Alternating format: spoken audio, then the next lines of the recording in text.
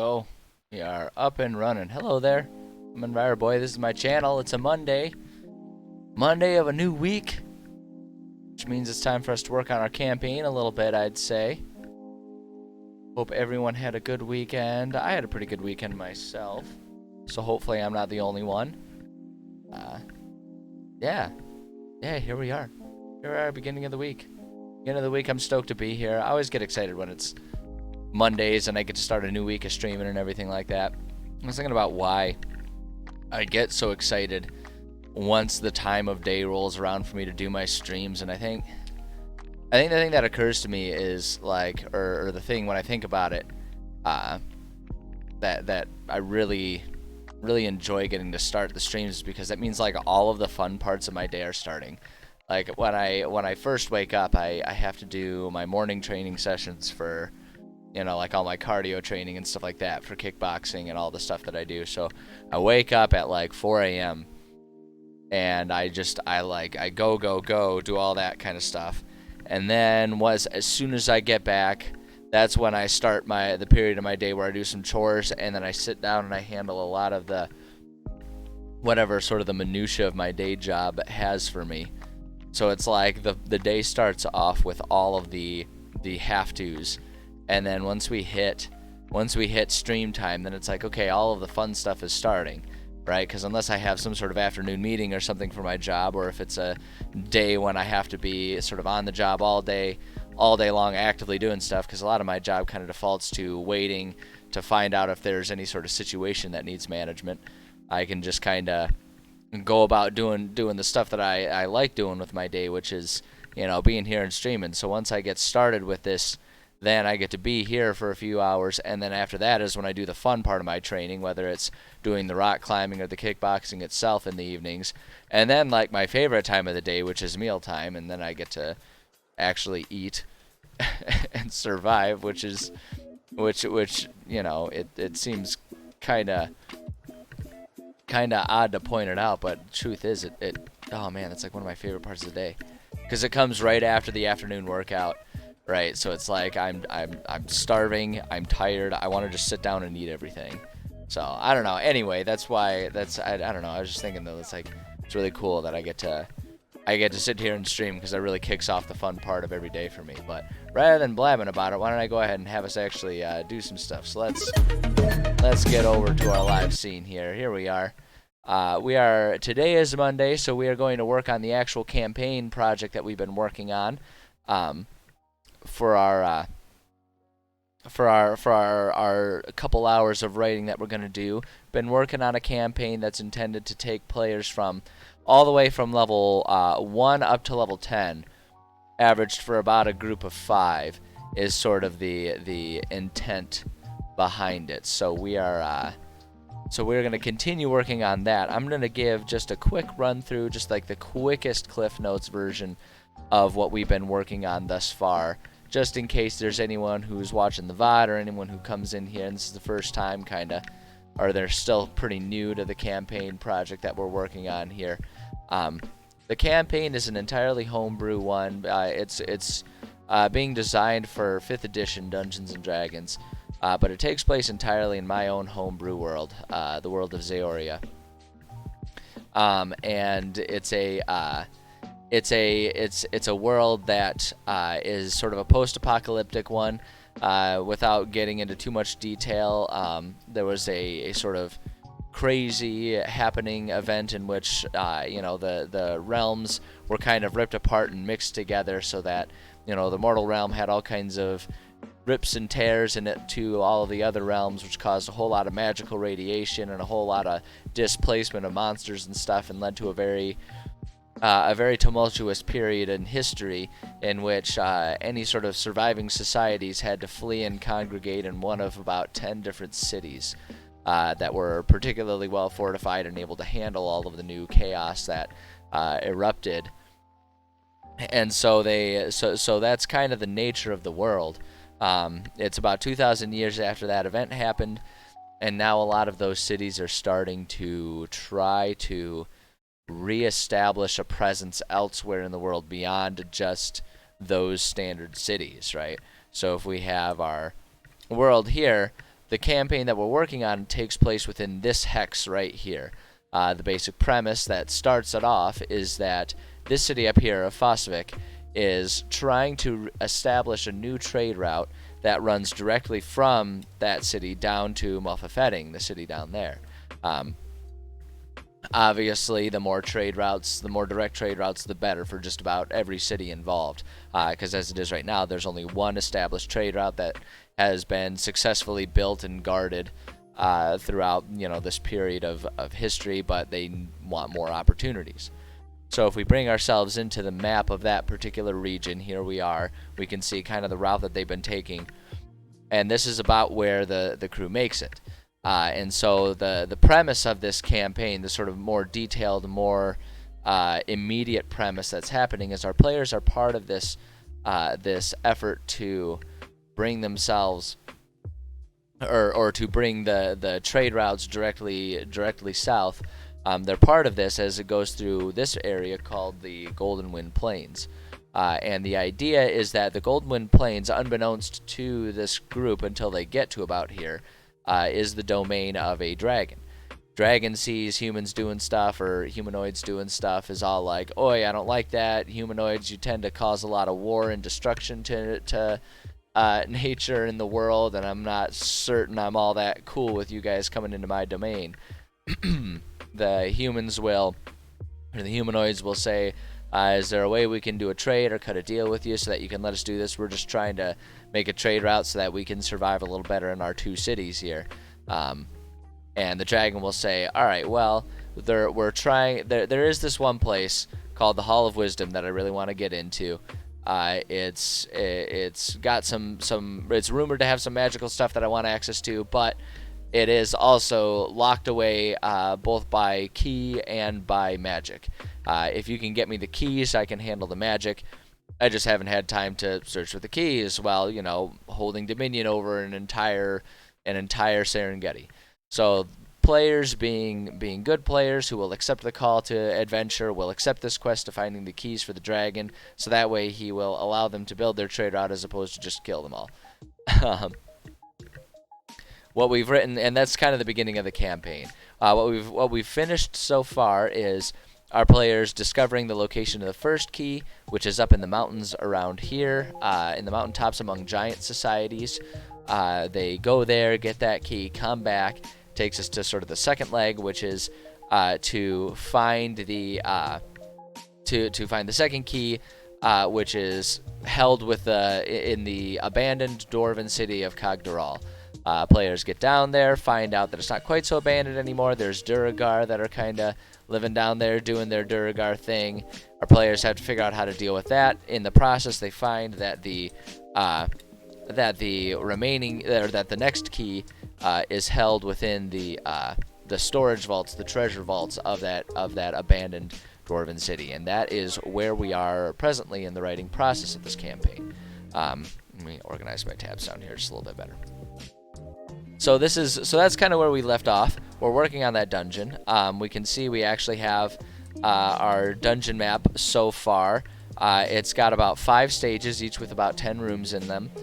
Stage 1 and 2 are abandoned, unreclaimed parts of the city, so it's like structured to be a city, but as they go through, there's a bunch of monsters and stuff that they got to deal with as they're making their way through. First, like a shopping center of this dwarven city, followed by a little suburb of the dwarven city, and then they make it down into the tunnels leading to the vaults, which are sort of a labyrinthian, by design, series of rooms intended to trap and confuse any would-be bank robbers, so to speak.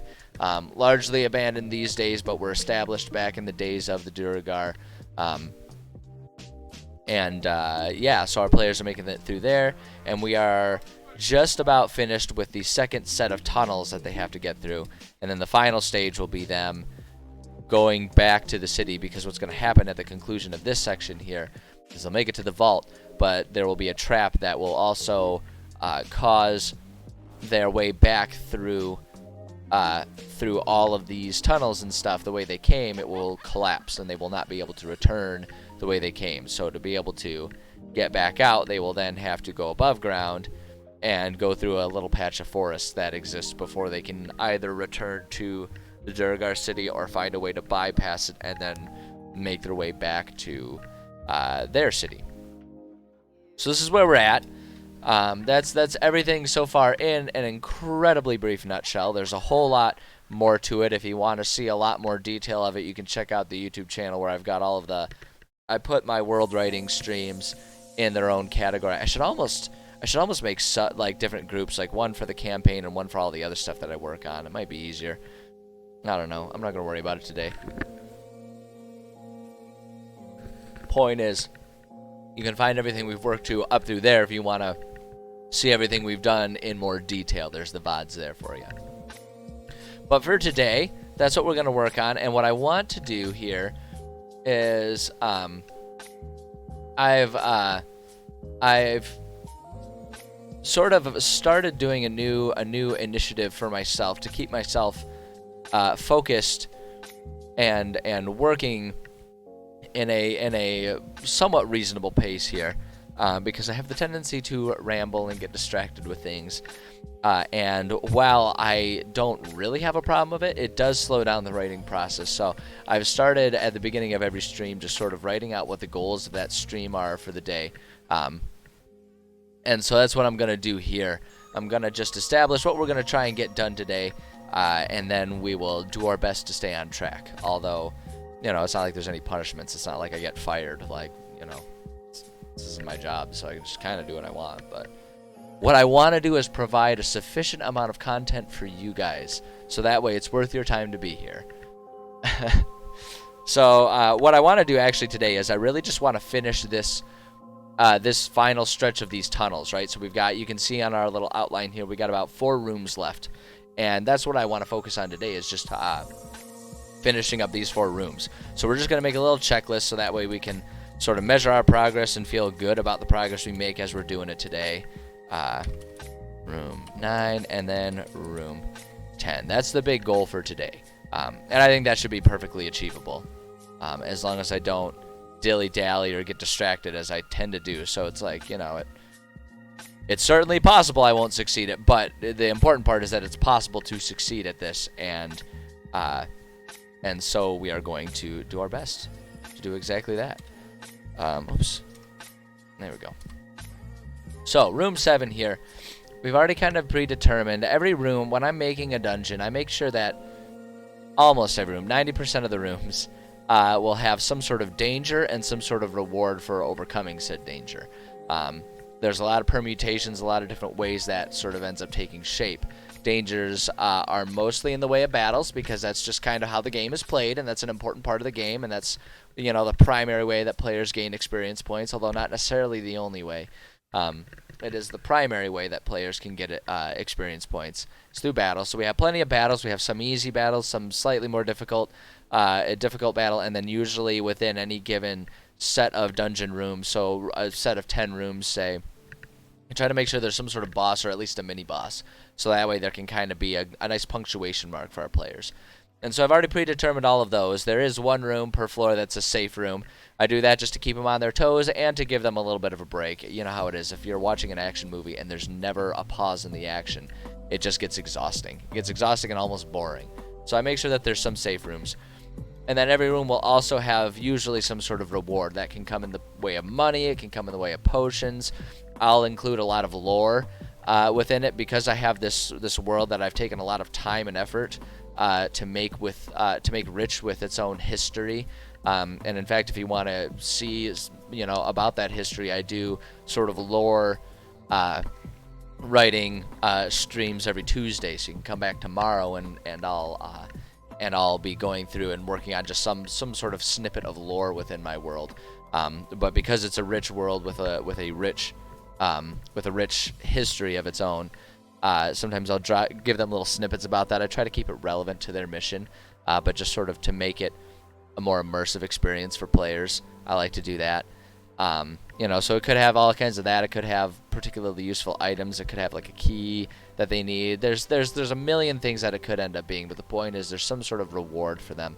In all except for one room. Again, you got to keep them on their toes. Make it so that they can be disappointed. You know, you can't always have everything work out, but... Oh, okay, you could. You could always have things work out, but where's the fun in that?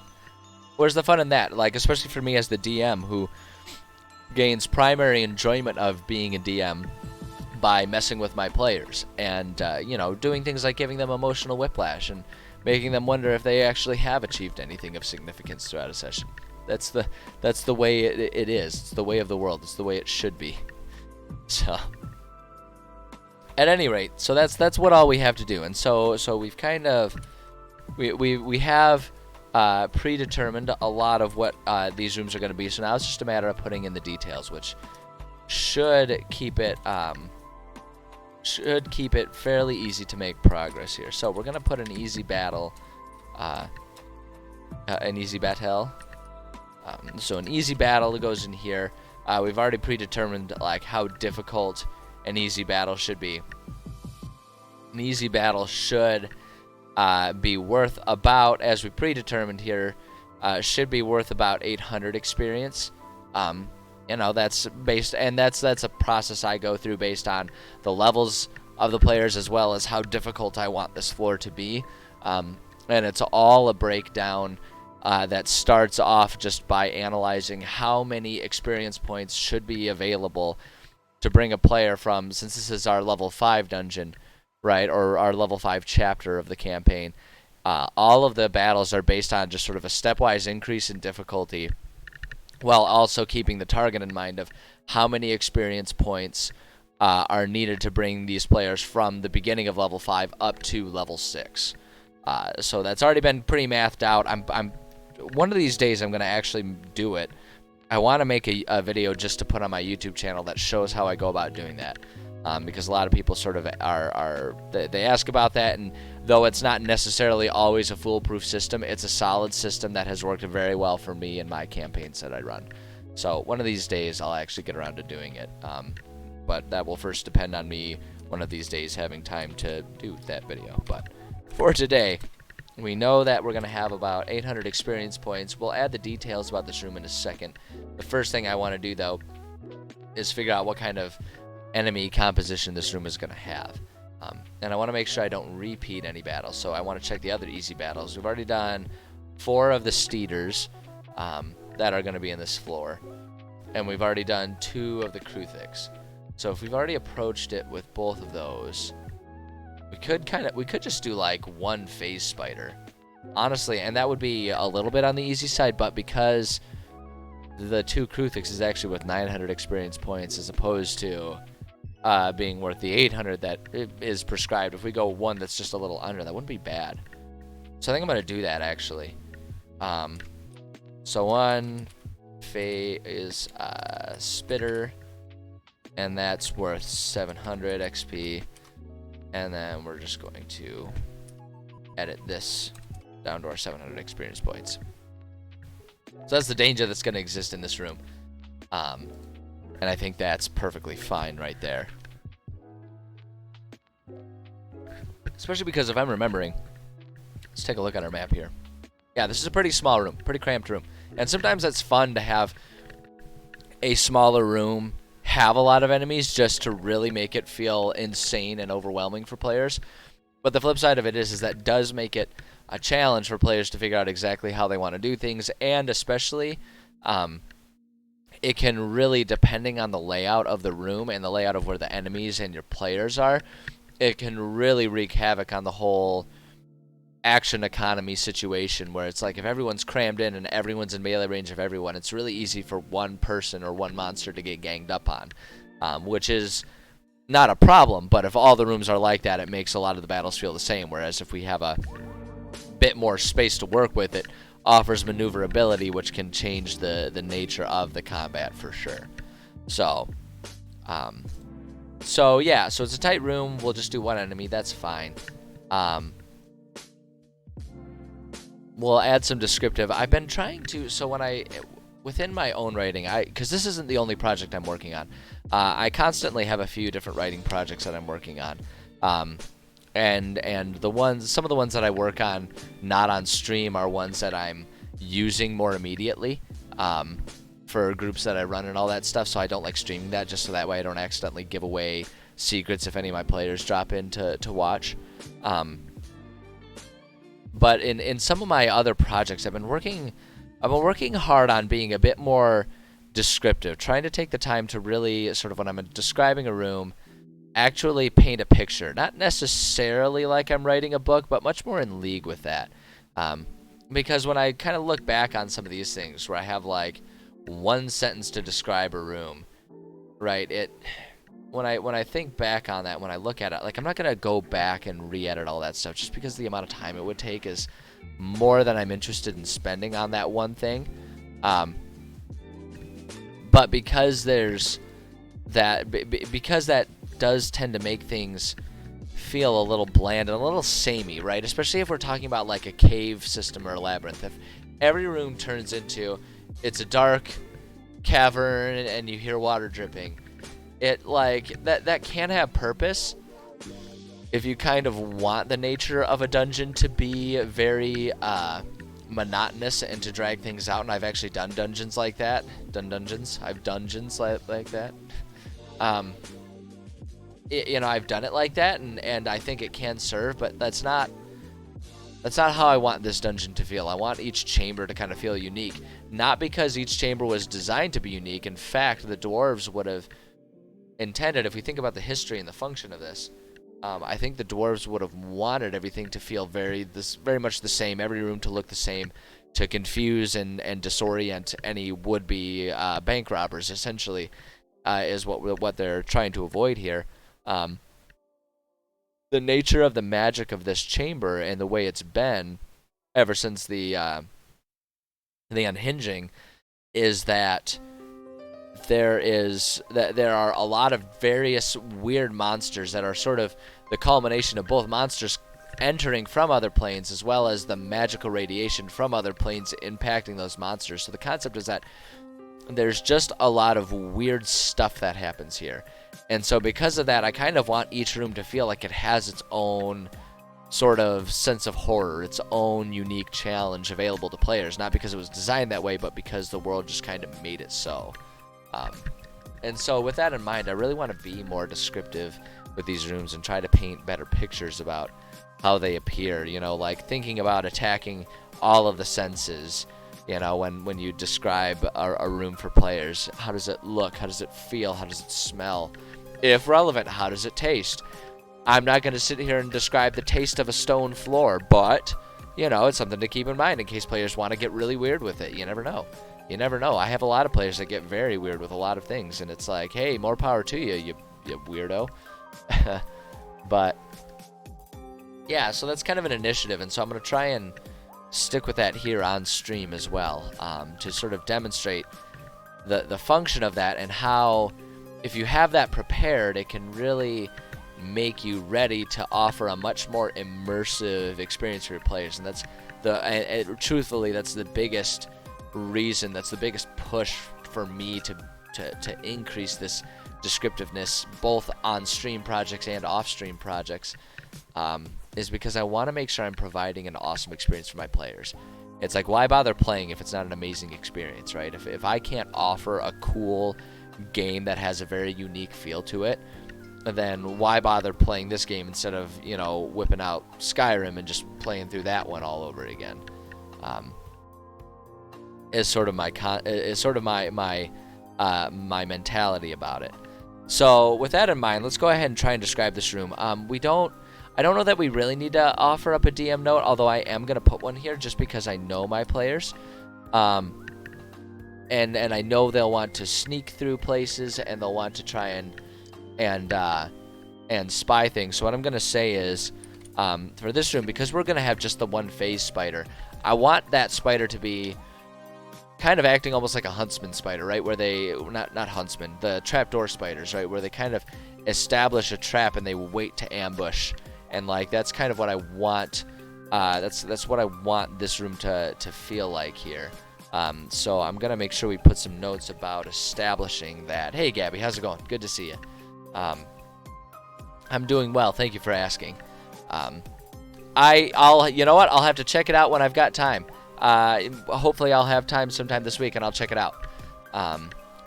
So let's see here. I want to do so I want to say here, no chance of effective stealth as the phase spider is waiting in ambush.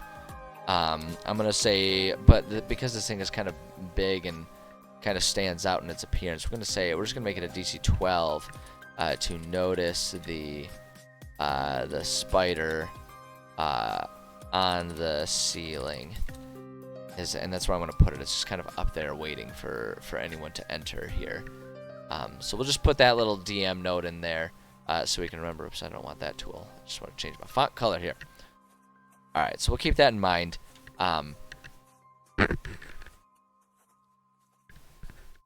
As always, it's really important to put those detailed DM notes so that way if you're pulling out something you've written from months ago, right, you can remember the way everything works.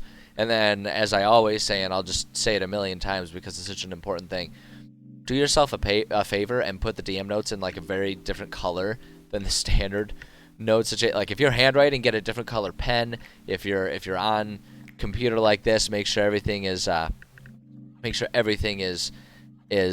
very unique colors and everything, because you don't want to accidentally read aloud the DM notes to your players. I've done that before, and you know, even if your players are friendly like mine and they're like, oh well, we'll just forget about it. It's like once you pull the mask off, it's kind of hard to put it back on, right? Even if everyone plays nice, it's like, ah, shoot, they've already got that meta knowledge. You can't avoid that. So I do my best to avoid that, and making sure that those DM notes really stand out from everything else is a really important part of that. So at any rate, let's try and get a little descriptive with this here. Let's take a look at our so the nature of this one, I mean, there's only one way they're really going to be coming in, because this is the entrance down here, and the exit is going to be to the north. Right, like that's our exit. In fact, I'm surprised I didn't already do this. I'm going to really quickly exit. Oops, not exit E, it's just exit.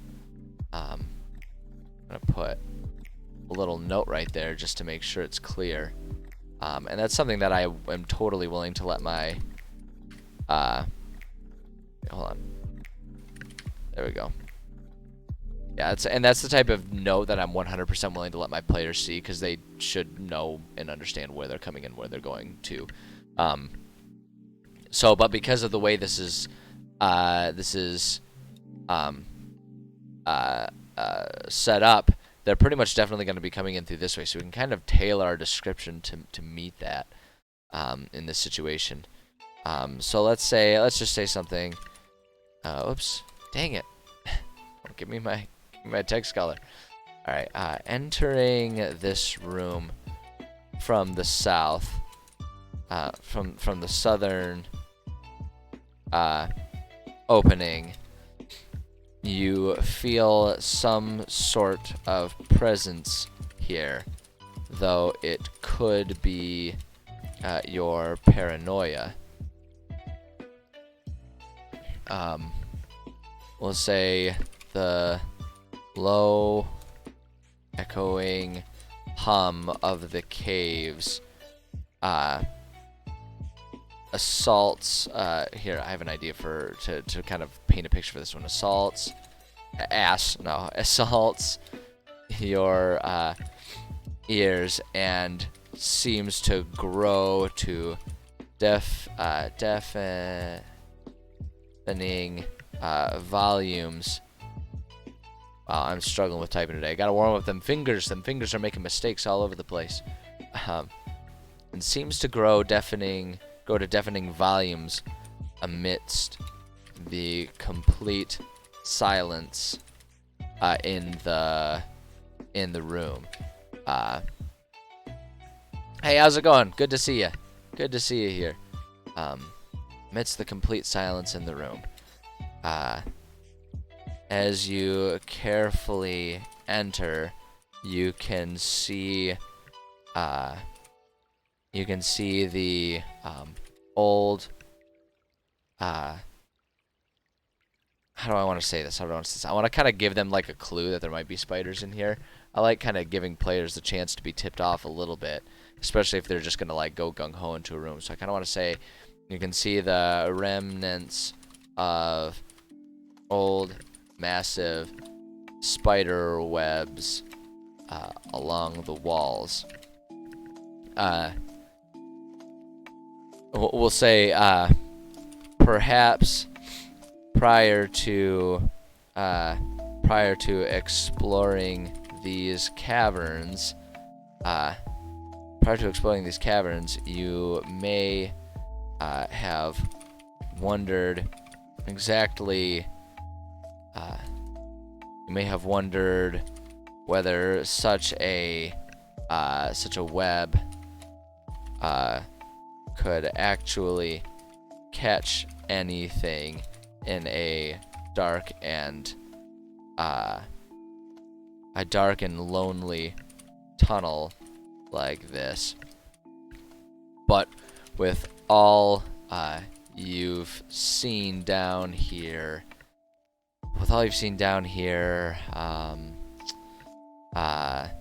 you know that there are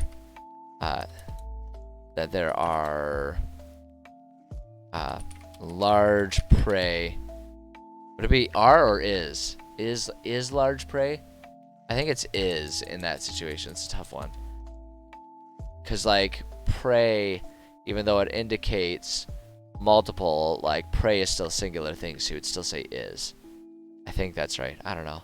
I'm probably overthinking it, but there is large prey and even larger predators within these caves. There we go. So I just add that sort of description, and then I'm just going to put one additional DM note here just to sort of indicate a pause to myself, and we'll say address any searching for enemies now, and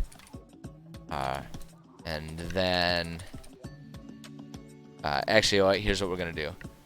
Address any searching for enemies now, and then we'll add a couple extra bullet points just to make it more interesting. So we'll say if anyone spots the spider on the ceiling,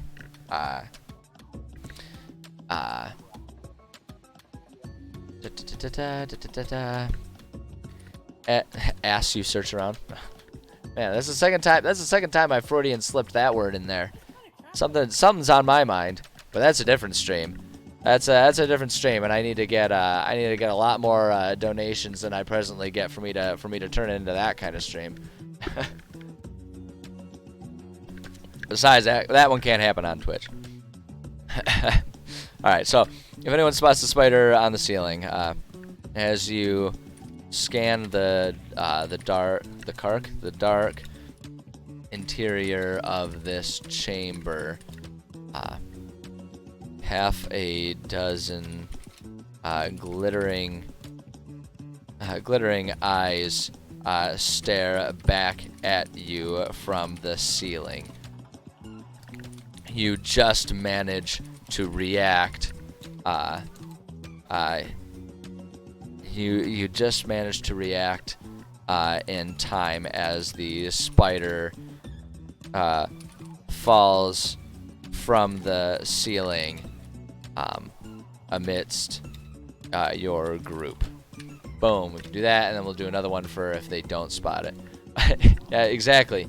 That's an OnlyFans stream, and if y'all want me to get naked for you, I gotta get a lot more money for that, because that's an entirely different way of life that I've just not really thought about exploring before. So never say never, but not in this current iteration of my life. If nobody nobody spits the spider. No, if nobody spots the spider, we'll say you cannot see anything within this room, but you still can't shake the feeling of being watched. Suddenly, a massive thud fills the chamber as a massive spider lands on the ground directly in front of you. Boom, there we go. So that way it's like we've got separate descriptions for if our players manage to realize they're in trouble prior to said trouble showing up. One of my favorite memes, the Ralph Wiggum one. I'm in danger. It's like my favorite meme. I love that one. All right. So then the reward for this room is a real easy one. This is an empty room here. This is the one room within this particular set of chambers that does not reward players for effectively handling a dangerous monster. But you know, them's the breaks. Like I say, you can't always reward them, otherwise they start getting a little too greedy. And besides, as the DM, we have to make our own fun, and one of the most fun things you can present is the most fun things you can do for yourself is disappoint your players. Not as in like, oh, what a horrible game, but as in like, oh boy, I can't wait to see what we find, and then you just like see the fall as there's nothing there. You know, it's like pushing down a little kid on the ice or something like that, right? It's just like it's just delicious. It's just such wonderful fun. I'm really making myself to sound like a real jerk here, aren't I?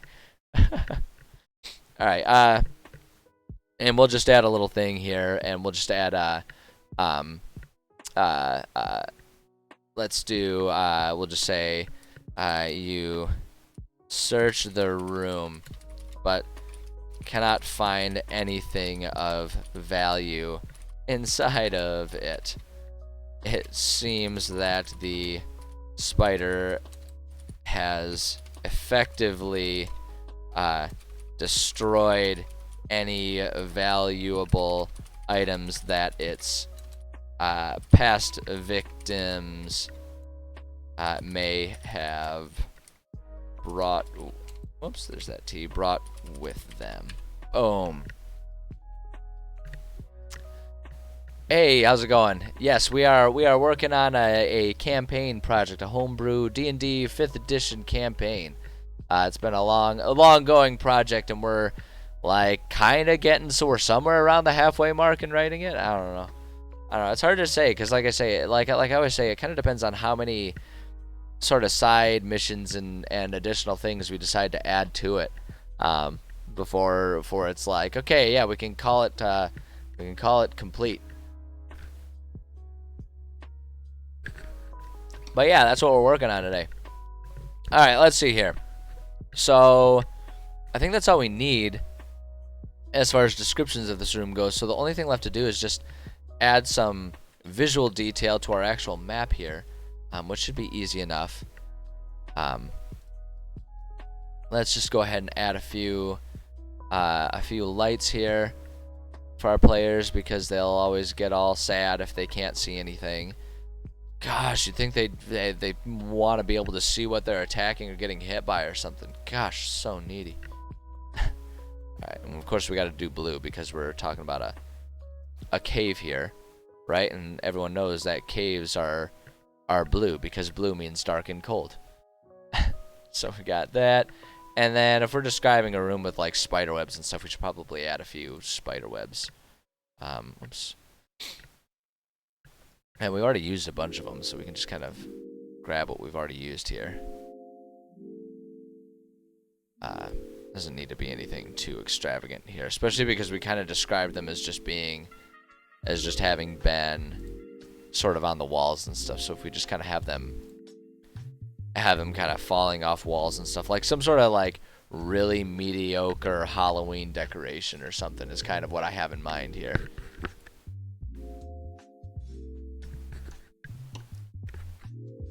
So that looks good. Honestly, we don't need to get too overworked with that one. We already have, I guess not in this floor, in one of the previous ones, we already have a couple rooms where there's like spider webs all over the ground. So we've already kind of covered that aesthetic there. So if we just stick to the walls, I think that's fine. Let's see here. Well, hey man, you're here and you can enjoy it vicariously with us in the meantime. We're happy to have you here. For sure. For sure. Alright, let's see here. So yeah, that takes care of room 7 there. Oh wait, hold on a second. Oh, I goofed up. We already did room 6. Room 6, this one shouldn't have any of those things. We just forgot to decorate it last time. Okay, so we migrate. So we move everything over here. No problem. No problem. Nope. Grab the item. Come on. It's because the hitbox is only on the like web itself. There we go. We can do that. And come on, grab it. Put that one right there, maybe. And then I'll grab this one. There it is. And we can just like pop that right there. Bada bing, bada boom. There we go. See, it's no problem. And actually, we can leave the torches and lights in place because we do want those for that room. And now we can just add a couple more. Put one right there, maybe. I don't like to make them too thick here. This is meant to be kind of a pretty dim and dark cave. And I kind of talk about it a lot, and most people probably know exactly what my spiel is about adding light to like cave type dungeons. I actually, as a baseline, would prefer not to add it, because I think it's cool if it's like, oh, you're in a dark cave, why would there be lit torches? You know, it's been a dark cave that's been abandoned for ages. Why would there be torches there? And so I usually prefer to do that, but I also find that players will definitely tend to pitch a bit of a fit if they can't see anything, especially when using online tools, because for the most part, playing in online virtual games, they work really well, but some of them sometimes will get a little wonky when trying to handle things like dark vision and, you know, who has a torch with them to emit light and all that kind of stuff. It can get kind of wonky with the lighting effects there. So as much as I would prefer to just leave it atmospheric and leave it all pitch black and they'd have to like think about torches, it ultimately just kind of ends up being a better compromise to provide at least a little bit of light. Because the other thing about it too is I've never had a group of players that just accept the fact that they can't see going into the dark. They're always like, oh yeah, at least one of us has an adventurer's pack with a torch in it. So it really just kind of ends up being inconsequential. So it's like, well, we'll just add this stuff here. Because the part that's really fun about the onlines, or at least the system that I use when using Dungeon Draft like this combined with Foundry virtual tabletop system, is that it does manage line of sight. You can kind of actually see the way the line of sight works with the light, how it changes like where the angle of the light goes. And so by doing that, it kind of still has that effect, because it will stop players from being able to see what's in other rooms when they get there, or before they get there, I should say. So it ends up working out okay. But yeah, that's, you know, thanks for coming to my TED Talk there. Let's see here. Nice. Sounds like you're using your time well then. Definitely. I will always encourage awesome writing projects that people are working on, for sure. All right, let's see here. So we can check room 7 off of our to-do list there. We've made good progress on that. So that brings us to room number 8. I mean, it's just all going down in order. So. All right, so this room is going to be an easy one to describe. This is our one room on this floor that does not have a danger involved in it. And so we can just kind of add a little bit of an atmospheric description to it, and then let our players enjoy a nice safe room here. This is going to be a pretty big one here. I kind of have an idea of, like, if this is going to be a safe room, I kind of have this thought of maybe this is like the remnants of a little bunk area, right, where the dwarves, because this used to be the tunnels that the dwarves had established as sort of a a labyrinth for bank robbers essentially to get lost in, since these are the tunnels leading to their treasure vaults. I have a mind like they would have been guarded. These dwarves would have had just sort of a standard patrol existing, and so I kind of have a mind to make this sort of like the remnants of a bunk or barracks type of place. That players can go in and find, like, they'd be like old and ruined beds, but they can still find beds and remnants like that, and it would add a little bit of lore and just kind of help set the kind of fill out the atmosphere a little bit. Is what I'm thinking. I feel like that will be kind of a good way to do it. Especially because the reward for this room is to find some lore, so we can do that, and we can maybe like put in a journal or something that has some interesting excerpts for players if they're, if that's something that the group that I'm, whatever group I end up running this campaign for one day, if they get into that kind of stuff, then we can, be able to provide them little snippets about the world and sort of what happened and all that kind of stuff. I think that'd be interesting. So let's do it. Let's do that. Let's commit to it, and let's write it exactly like that. Hey, thank you for the follow. I appreciate it. Okay, I'm gonna try. I'm gonna do my best to pronounce it the way you want it to be pronounced here. But I apologize if I get it wrong. Danitigurks? Just Danny is fine. Fair enough. I appreciate it. That's much easier. Danny, thank you for the follow. I appreciate you being here. I'm glad you're having a good time with it. I try so hard. But it's like, it's the internet. Everyone has like 15 usernames and you can't repeat them, so everything starts getting really, really fun. Danny Tiger X. Oh, okay. All right. I gotcha. All right. Yeah, I can see it now. Now I can see it. Like once the spaces have been established for me, it clicks. So, but thank you for being here. I appreciate you. All right, so let's say walking into this. Actually, you know what I actually want to do? I'm gonna do a decoration right now so we can establish. I actually think it'd be cool if we put some doors here. Let's see here. Let's just put a little door here, like they would have like made this to be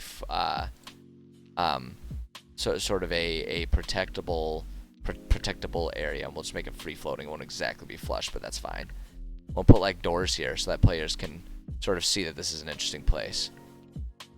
So we can put those right there and kind of describe it that way. You got banned because of that name. Oh boy, someone must have been getting banned happy with it. Then it just does not seem to warrant such actions. I'm sorry you went through that. All right, let's see here. So we've got the doors here. So we'll say, as you go through the old creaky doors that separate this chamber from the rest of the tunnels, you find yourselves in some sort of old abandoned find yourselves in some sort of old abandoned bunk room. Hi, kitty. You coming to say hi? Are you just gonna curl up in your bed and make me look like a crazy person? Okay, I know, sweetie. My cat got bored of hunting the birds in the window, so now we're gonna take a nap on our little bed next to the desk. Let's see here. Oh no! Wait, here we go. There's a little kitty tail. I know I have an electric blanket because I'm cold all the time, and so now she wants to share the warmth with me. So she's here. I'll see if I can. Ooh, there she is. There's the little kitten. I know. Hi, you're on camera. I know, but you don't know. You don't understand, nor do you really care, probably. So she's a little sweetie. She's a little butthead, but she's also a little sweetie. No, she's my little one-eyed cretin. All right. Anyway, one of these days, I'll commit to it, and it won't be a joke anymore. I'll commit to getting a second cam that can just like be like moved and manipulated easily, and always point towards her, because if there's one thing that is true about the internet, is that you will always get more viewers and more followers if you incorporate a cat. People don't actually care about other people. They care about fuzzy little fur balls. So, anywho, you find yourselves in some sort of old abandoned bunk room. Worn out and broken bunk beds line one wall, and worn out and broken bunk beds line one wall, and ransacked. Oops, hold on, I can spell ransacked. Ransacked. Worn out and broken bunk beds line one wall, and ransacked chests lay scattered and tossed about. There is little of value left here after centuries of disrepair, but you do find an ancient journal that seems to have belonged to one of the guards that once patrolled these tunnels. Boom. There we go. So we can do that, and we can add a few just sort of excerpts if they care. Three. Well, at least two of them appreciate you, and honestly, with cats, that seems about on par with what you would expect the statistics to be. I lucked out. I've only got the one cat, and she likes me, so I lucked out. I got one of the two that will like people. One of the 2 and 3. It's like dentists. 2 and 3 dentists say blah blah blah blah. 2 and 3 cats will actually appreciate humans. All right. So what I want to do really quickly is I want to I'm just gonna go back and check here and make sure we've established. I always sort of earlier in yeah, so we've got like our hooks and side quests and stuff like that. I always like to add these types of things in here, and I want to make sure I've established or addressed everything that we need to address, so that way if we need to use this opportunity to fill out any of the planned things, we can do that. So let's see here. So accessing the vault, that's a main mission thing, and that all takes place in a room that we've already handled, right? Let me make sure I'm remembering, and I've done everything. So it's like that's all attached to room 2, and we should already have. Yes, we've already established all of that trap type stuff, so that's fine. And the other one is, oh yeah, that's right. That was from a past stream. We kind of had the idea, and there wasn't a place to do it beforehand, but we have a place now. Fake doors with a trap attached. I was gonna do something like that. I don't know if I've really established anything like that. Oh well, we'll worry about that in a minute. We'll worry about that later, because it's not really gonna take place here. What I think I'd like to do is maybe have the journal include, like, if players have found it, include some sort of clue or instruction about the door to the vault when they get there, right? Because that's what the conclusion of this portion, or of this part of this chapter of this campaign. There's a hole in the bottom of the sea.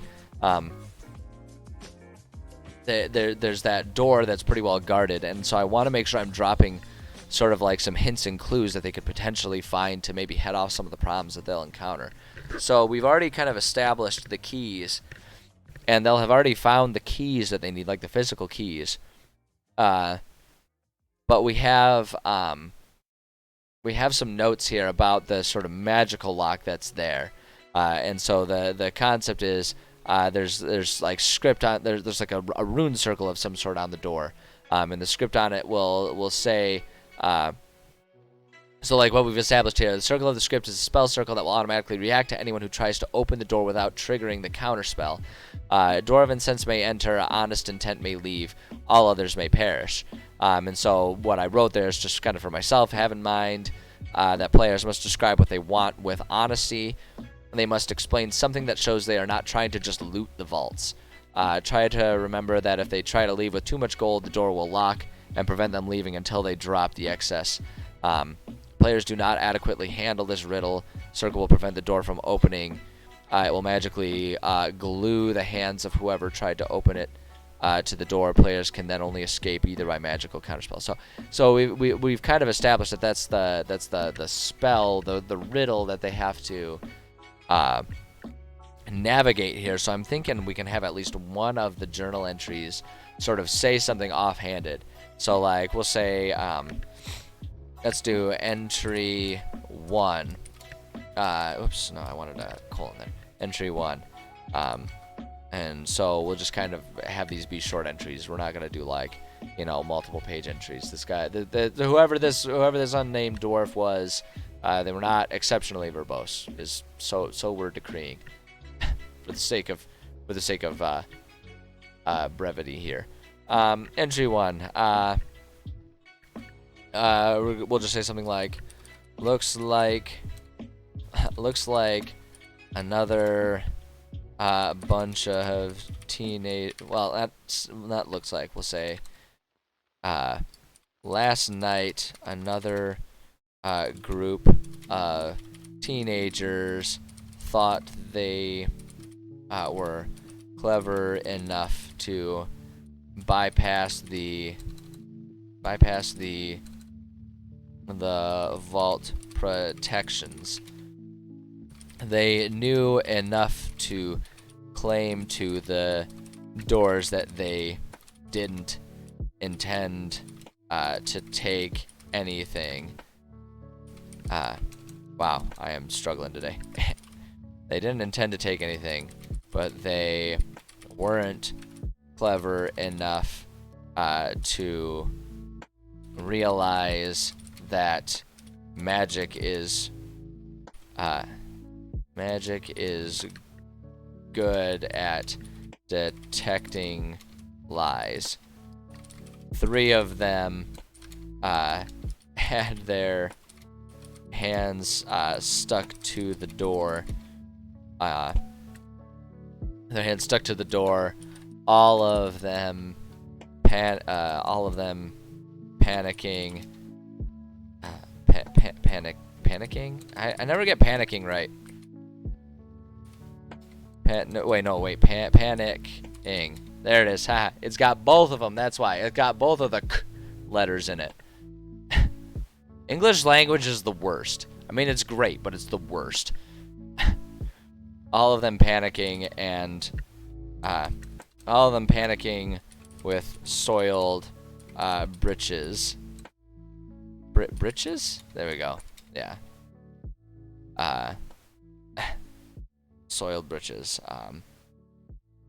How many times do we have to make PSAs in the city that you cannot convince the door that you're not going to take more than your share if you do intend to take more than your fair share. Boom, there we go. So we'll just add that one little bit there, and so that can offer players a clue. Like if they get that and they're interested in reading through this journal, they can find that entry, and we can kind of offer them that little bit of like free advice as they're heading towards the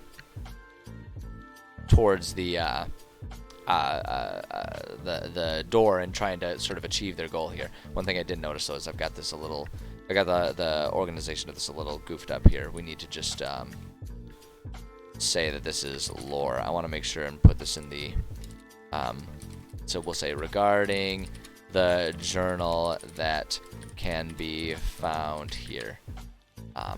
And you know what I'm gonna do? I I'm just gonna offer a little DM note. I guess when I'm thinking about it, I don't want to hand this out, so we'll say, we'll just say a DC. I don't want it to be too difficult to find, so we'll say DC 12 to find the journal that's in here. So there we go. Entry 1, and let's say entry 2, and let's just kind of, now this will just be a little bit of like world building here. We'll say it's chaos and bedlam out there. Something has happened and there's nobody left in this city to explain to us what it was, or what it is. Well, to explain, something's happened. Actually, we'll just say to explain to us what. Monsters, the most horrible I've ever seen, are filling the tunnels. It's all we can do to keep the doors sealed.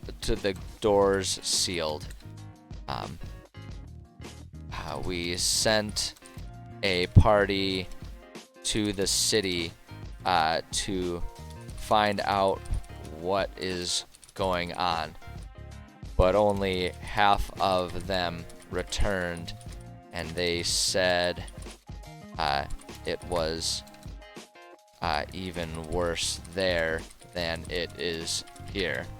We'll just kind of offer up a little bit of despair here too. I don't understand what's happened. None of us do, and then we'll call it good there. And then let's just add one more entry here. We're gonna really bog down the mood here, but we're trying to establish a really dangerous environment for the players anyway. And like this is basically what we're describing is the unhinging, right? The event in my world that caused everything to be sort of a post-apocalyptic world that our players are running through.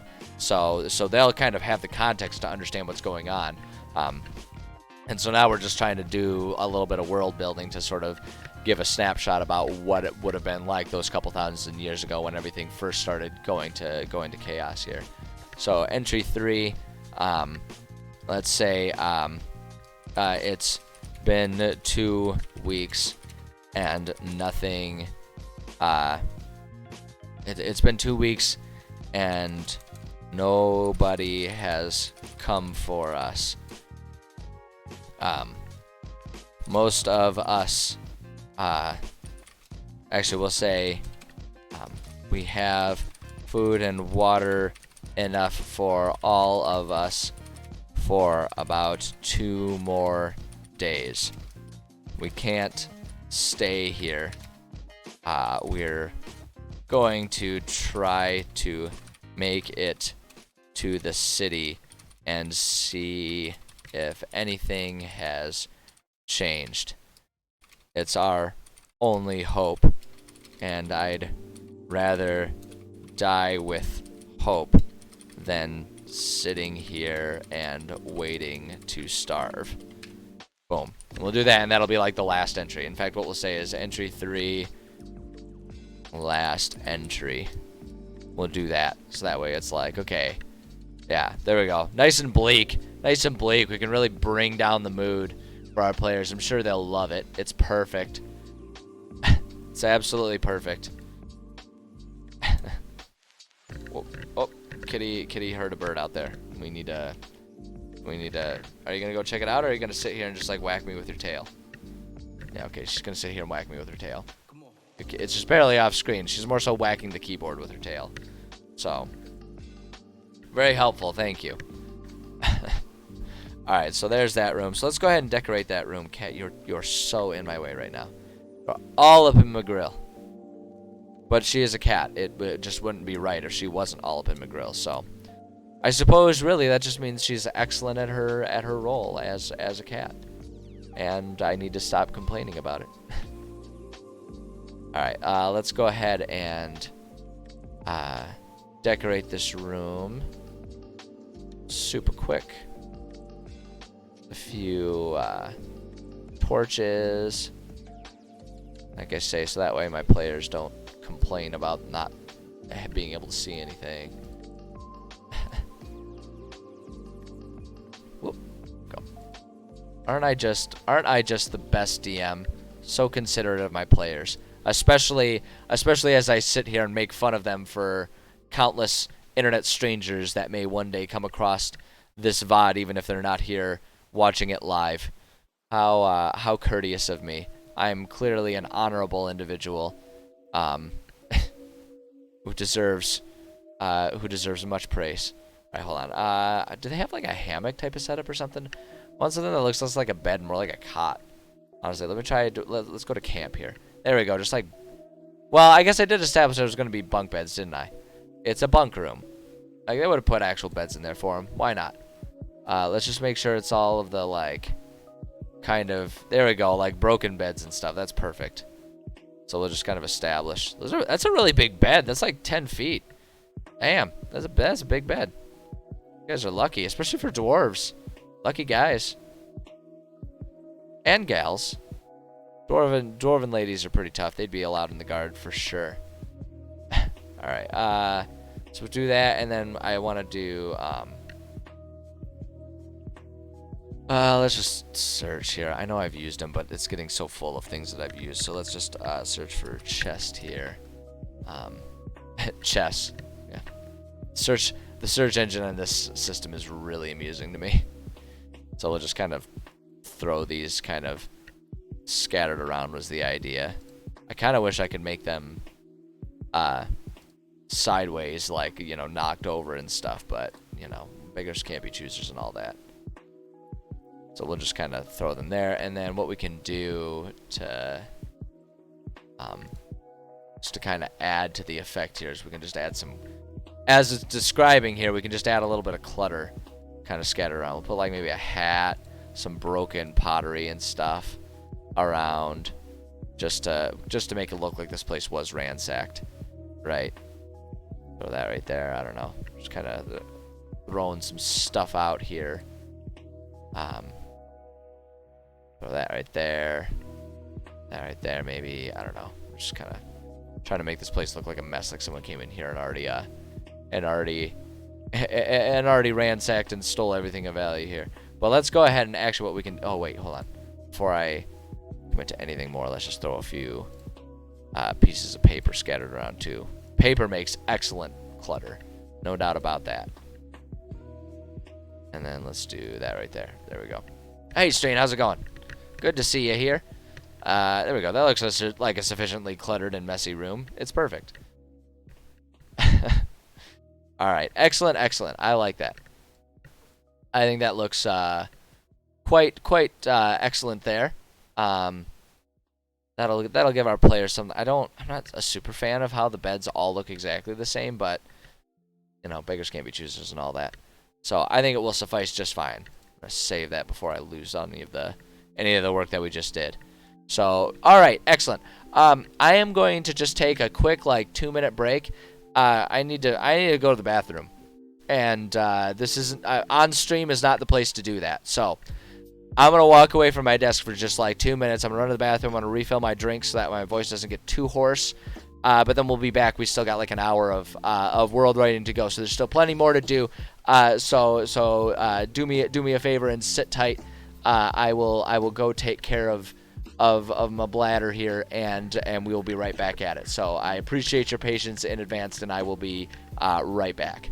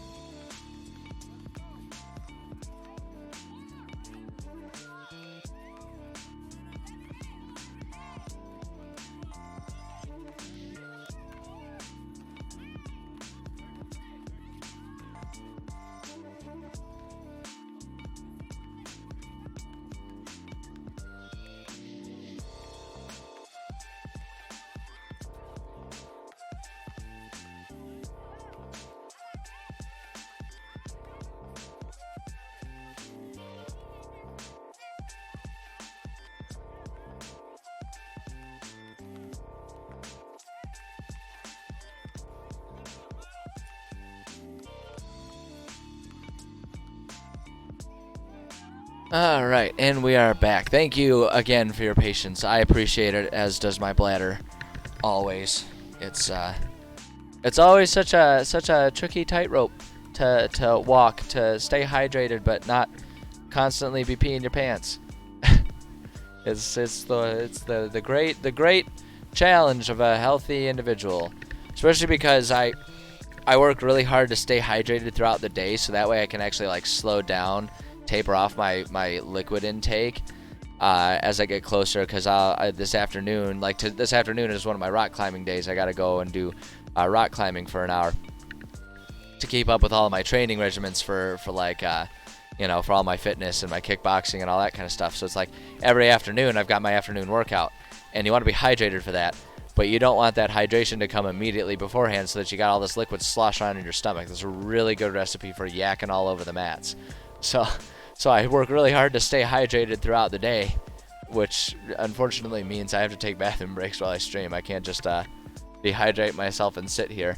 I've tried doing that before, and it makes afternoon workouts so uncomfortable.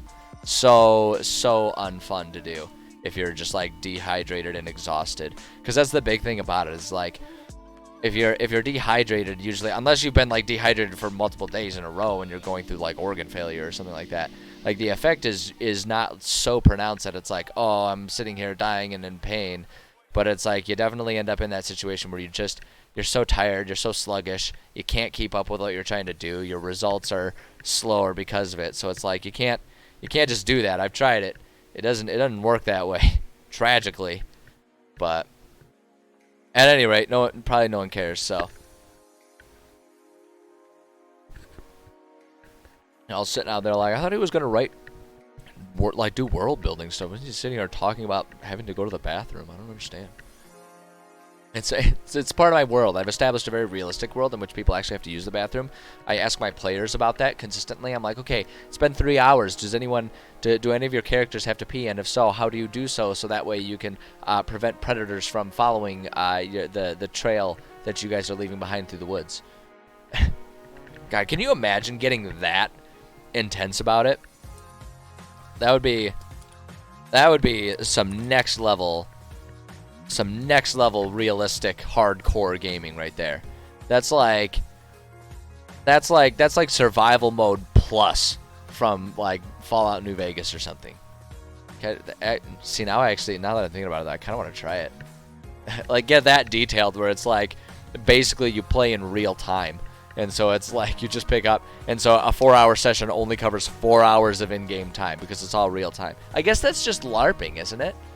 Like, at that point in time, it's just you go and you do a LARP session, and you just like you set a scenario and you guys go and do like an actual LARPing thing. And it's like, unless they offered porta-johns, you'd have to think about, how do I safely void my bladder and bowels in the middle of a LARP session? Okay, so I haven't invented anything new. I've just come full circle into one of the oldest hobbies that's out there as far as like fantasy nerd stuff goes. So I did it. I did it, and still I do not continue to write and continue to alienate everyone who's watching to the point that no one understands what the hell I'm talking about anymore. That's a really good way to get a lot of viewers, isn't it? Like, it's really spot on. All right. Anyway, let's see here. So we have to establish a hard battle here. Hard battle McCormick, which is going to be worth about 2,300 experience points. So let's just get that written up here. 2,300 XP. And now the only hard battle that we've had so far is going to be our boss battle, which is where they have to fight the Kruthik Hive Lord and all of his little Kruthiki minions here. So what I think, one second here. Okay, sorry, managing things. Okay. Yeah. So we have already done. There's the medium battle, the boss battle, had the Hive Lord and an adult Kruthik. It's 2,300. We could just do a bunch of the Kruthiks and have that kind of be like a a precursor, a prequel of some sorts to what the boss battle is gonna be. That wouldn't be the worst. Oops. Cause I wanted to look at the map. I did have that right. It's kind of a small chamber to work with here. 2,300. We would need, if they're 450 a pop, that's 2 for 900. So that'd be that's 900, 1,800. 18. That'd be 2,250. Yeah, that gets us to 2,250 by doing 5. We could fit 5. We could fit 5 of the Kruthix in there with a group of 5 adventurers. I think that's perfectly manageable. That's not too much for a single room. We can do that. We can do that. 5x adult Kruthix. There we go. That way we can really take advantage of the fact that we have the Kruthix in on this floor as one of our chosen enemies. It's always kind of a shame to like, because I think this floor, if I'm remembering, is the only floor they show up in this chapter. So it'd be a shame to not really capitalize on their existence there. So those are worth 450 a pop. And we'll just go ahead and modify this to be our 2,250 there. 50 XP shy isn't really going to ruin anything, especially when we have other battles that will end up having more experience points on the line than is what is explicitly prescribed by the system that I use. So let's say, so for this one, DM notes here, I don't think there's really much to worry about. We'll just say, we've actually, we have done a battle with Kruthix here. Yeah, because the Kruthix are distracted. So I think I'm going to use the same thing and just kind of establish a pattern here. In that other room where there's all Kruthix for them to battle, we've established them as being distracted, digging more tunnels from, extending from where this room is. So I feel like we could kind of commit to that same atmosphere and have it be a pattern, and so players can kind of just like wonder what the heck these things are up to, and it's kind of a fun mystery too, because I'm not gonna put an explicit answer. It's just up to them to just think about and wonder what these guys were doing. Sometimes it's fun to have a mystery that doesn't have an answer. Okay, so DC 14 to no, let's make it 12. We'll say DC 14 because there's 5 of them. There's a lot of them here. So DC 14 to sneak in and out of the room as the Kruthix are distracted. So we can do that kind of thing. And then let's describe this one. So I'm thinking with 5 of them being active and digging, this is gonna, they're gonna definitely be able to pick up on the fact that something weird and wacky is going on.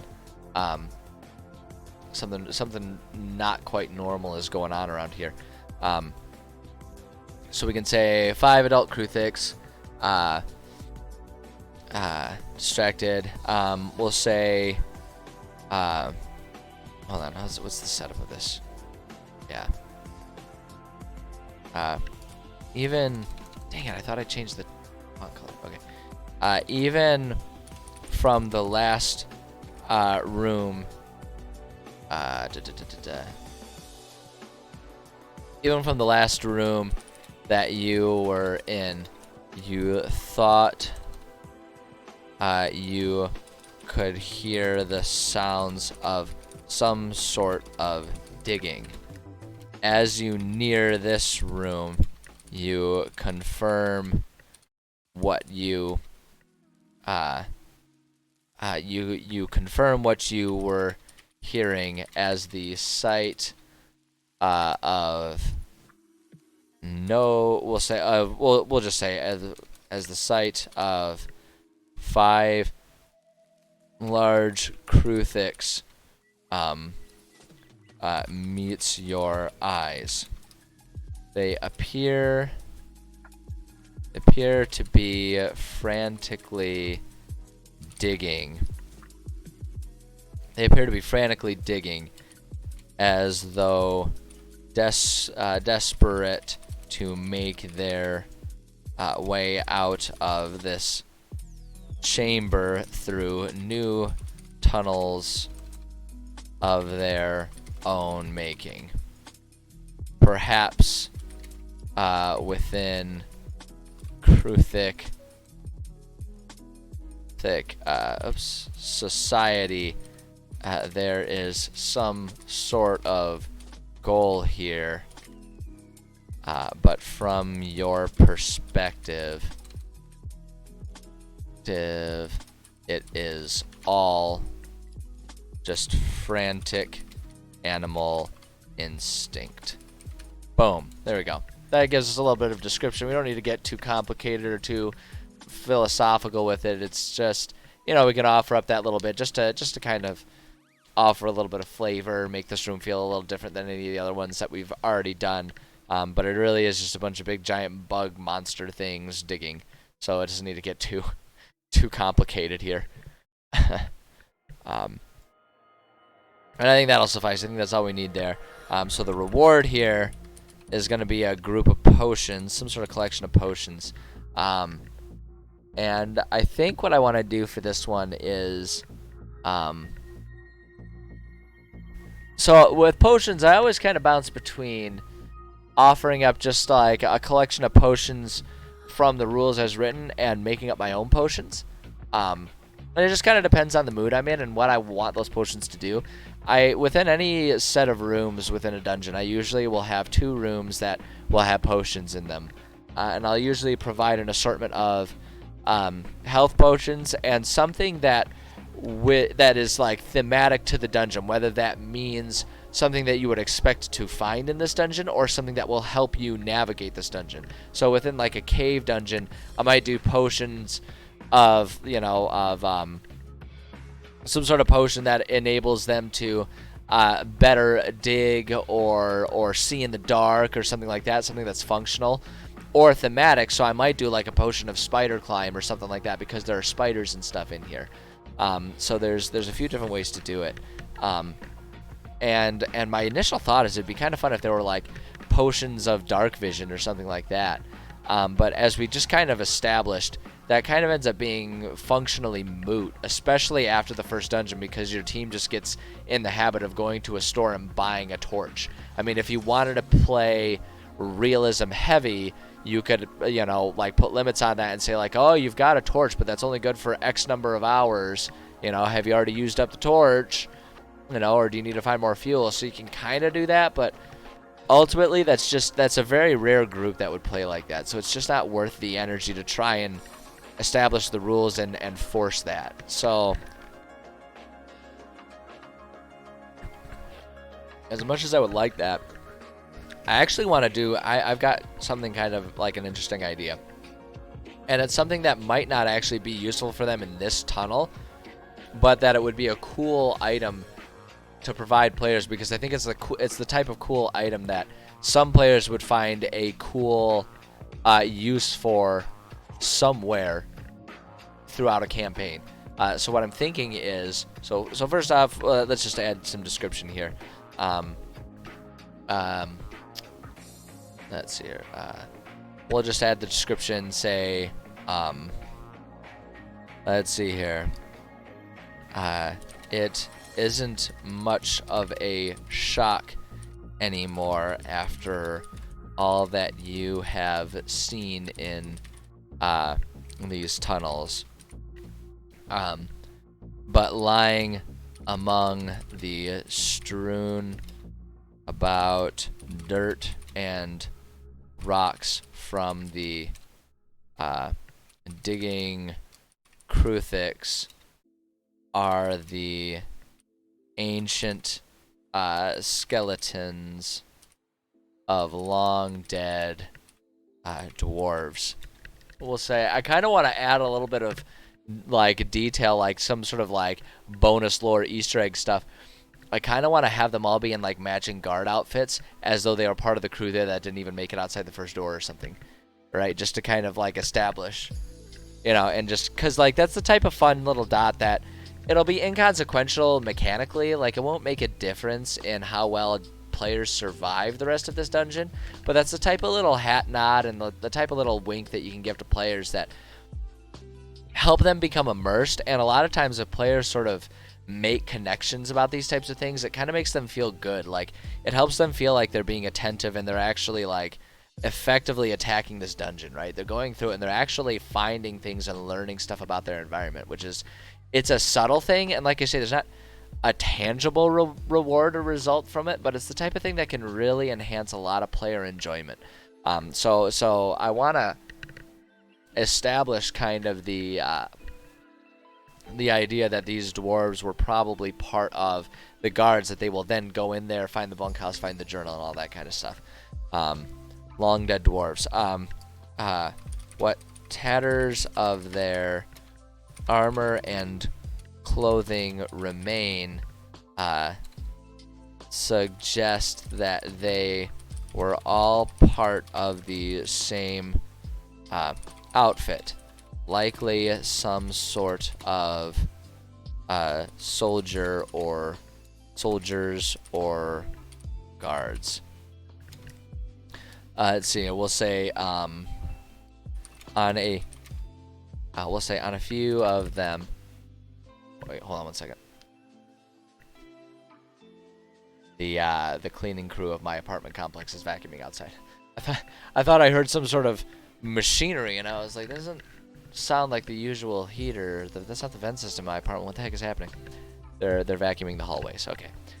Let's see. On a few of them are small pouches with a potion or two to be found.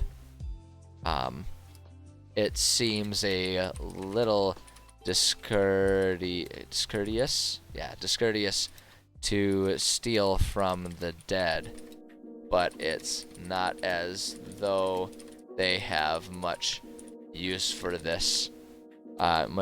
them anymore.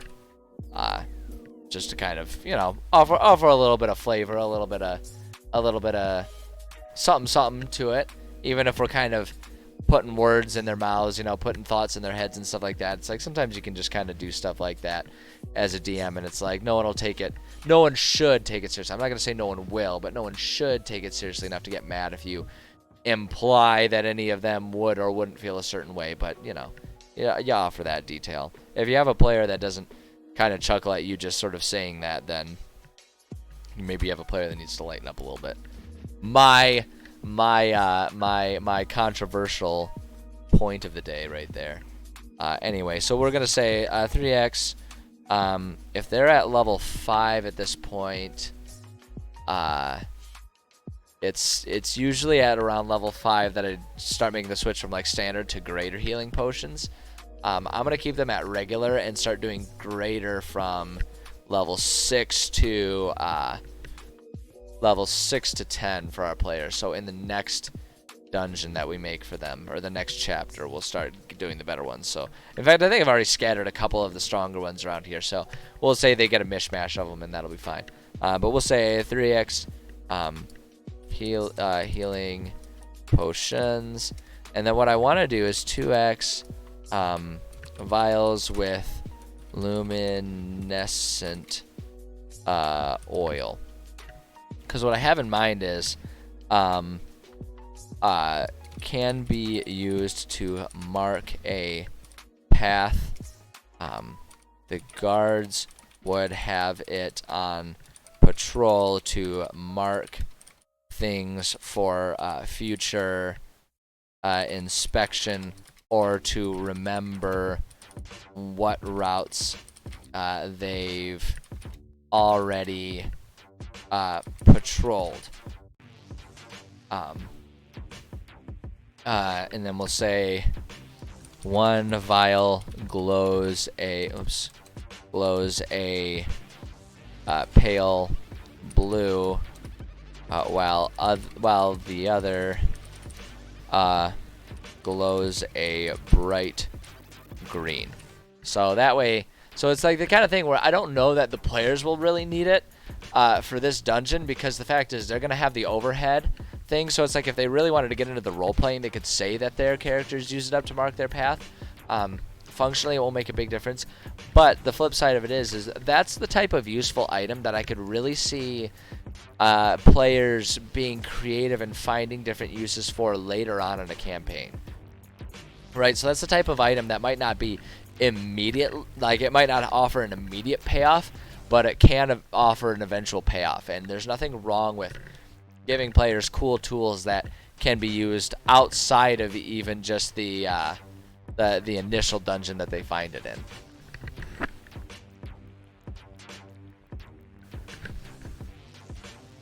So I think that'll be a good one.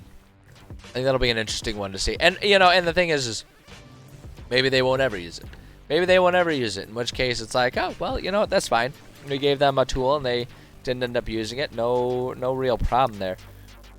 You just kind of take note of it and remember, like, okay, this isn't something that these players are interested in using, so we won't bother providing that for them next time. So, yeah, I think that'll be interesting. Okay, let's go ahead and just decorate this room real quick. Put some, again, just put our little torches as we do. Torch there, maybe. One right there, and then maybe one right up here, too. So we'll do that, and let's get our little lights going. Bloop. Blink. Blink. Blink. And blink. There we go. That gives them a little bit of light to work with, and because we've got the Kruthic that are digging tunnels, I kind of want to do like we did up before in our actual battle, where we have like little tunnels and stuff that they can go in and out of. I kind of want to just do that same thing to a lesser extent, though. I want to make these a little smaller, just to a lesser extent. Oops, wait, no, that's making it bigger. Hold up. That's a little too small. There we go. That'll work. That'll work. So we can just kind of do this to like show maybe some of the holes that they had started digging. Oh, that one's way too tiny. So we just do that, and then maybe like one more. There we go. So that way it's like you can see some of the holes they started doing, just to kind of make it interesting. And like functionally, I don't imagine there's going to be much to do with it. If players wanted to like try and go down in those tunnels, we could probably give them, just improvise some Cly rolls and some dark vision and stuff like that. You can kind of improvise them doing that, but ultimately, I guess with these ones, I would say we won't even really worry about that, because these are holes that they started to dig. So it's like, any one of these holes might just be like knee deep or something like that. So they just kind of go and stand in it and be like, okay, well, yeah, it doesn't actually go anywhere. It's just a divot.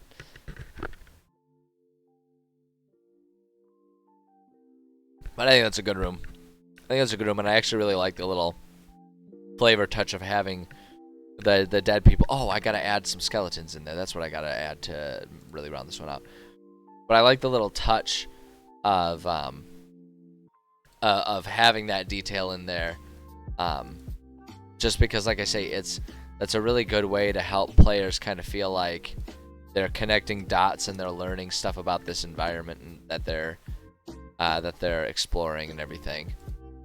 So I'm just gonna like scatter a few of them around here, just like that, and then let's go to. I should have used already at some point. Oh, maybe not. Oh, wait. Yeah, here we go. Add little sacks here. Let's just make this smaller here. This one I want to be pretty tiny. We can zoom in a little bit to see a little bit better. But yeah, I kind of want to just like toss a couple of these around. Right, they're barely noticeable. They're the exact same shade as the floor in the background there. But I like putting that stuff there just so that way visually we can say like, yep, we provided it for our players. It's there. Let it not be said that I didn't offer up the detail on the map. Boom, there we go. All right, let's save our progress so we don't lose everything. It doesn't happen very often, but the one thing I have noticed about this program is that it particularly happens when you're working with cave systems. So like this, it tends to happen a lot where the program will crash when you're trying to carve out caves. So it's a really good idea to save frequently. Like to the point of when I was designing this, I remember I would do like, okay, carve out a room, save. Carve out this little hallway, save. Carve out a room, save. And you just like kind of keep going that just to make sure it doesn't crash. Just a little instability in the program. Not enough for me to have any problems with the program. I still think it's an amazing program, but just one of them little quirky type of things that computers will do sometimes. but I think it's no big deal once you know how to work with it. But at any rate, there's that one. So we've only got one room left here, actually. We're doing very well with our checklist. We've got one room left, and that was our goal, was just to finish all these rooms. So we got time. We got roughly 20 minutes to finish this thing up. So unfortunately, it's a puzzle room, and I have no idea what kind of puzzle I'm going to add in this room. So I had wanted to do trick doors, fake doors with like traps associated. So this might be a good room to do that. We can have like the actual way blocked off, and then just put in a few other rooms, a few other doors that lead to nowhere. So like if we do, let me go to the portal tool here. Like if we freestanding and we just put in a few, so if we do like door,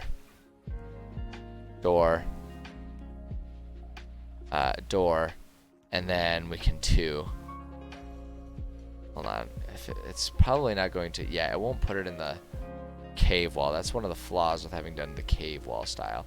But if we like just kind of put this right, oh shoot, it's gonna go under the wall, isn't it?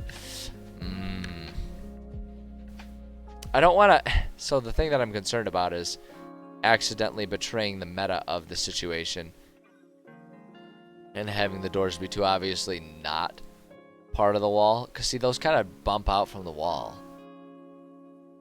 whereas those ones are clearly enveloped in the wall. So makes it kind of, what we could do, okay, here's what we can do. Let's take those away. Check this out. I have an idea. I have a plan. We'll just like make some little depressions like this, some like carve out some little areas like that, so that way we can put the doors in there and it'll look like real parts, and then they open up to nothing, and those are like trap doors or something like that. Trick doors to confuse people. Is what yeah, there we go. That's it. That's our solution right there. A little bit of a kludge, but we got there. So if we do that, now we just got to decide what the ramifications are for opening the wrong door, and I kind of want to trap them of some sort, or what would be really fun? What would be really fun? Trick doors that are actually mimics. That would be a little violent, a little more violent than what I'm going for. Though I do like where your head is at.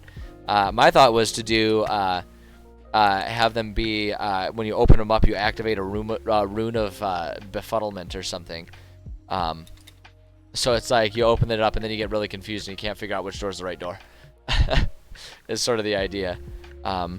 So let me do.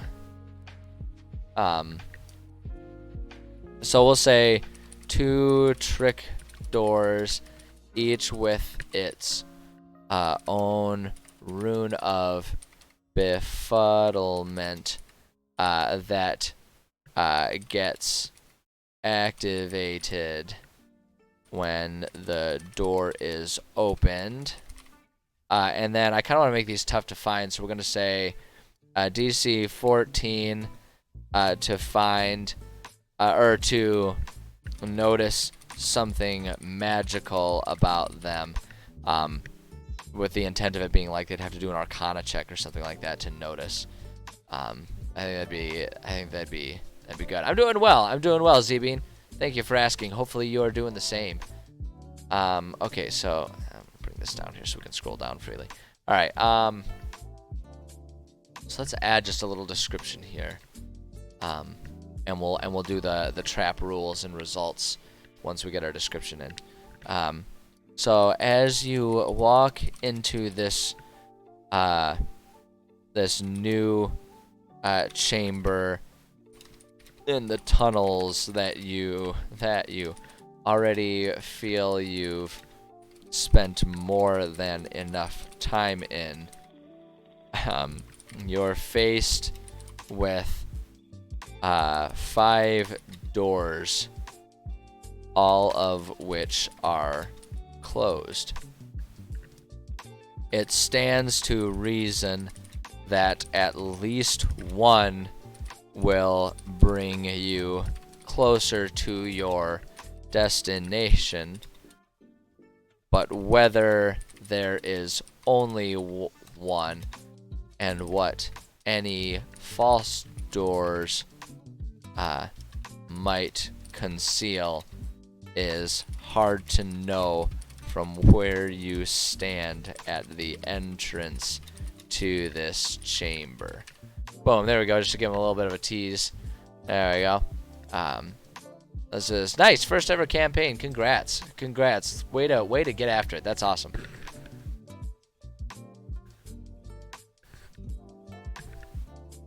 Alright, so let's see here.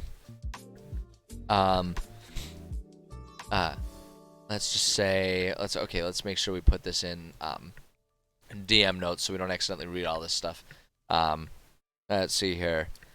The 2 incorrect doors have runes of befuddlement incorporated with them. Anyone attempting to open one of them must make a wisdom save of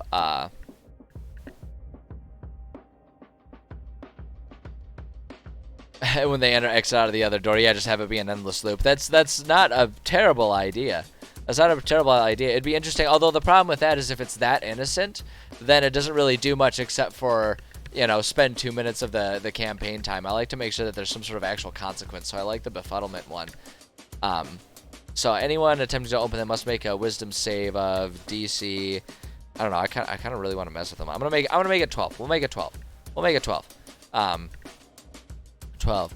On fail, the character is confused. They don't have any understanding of where they are or why they are there. They also are not attentive.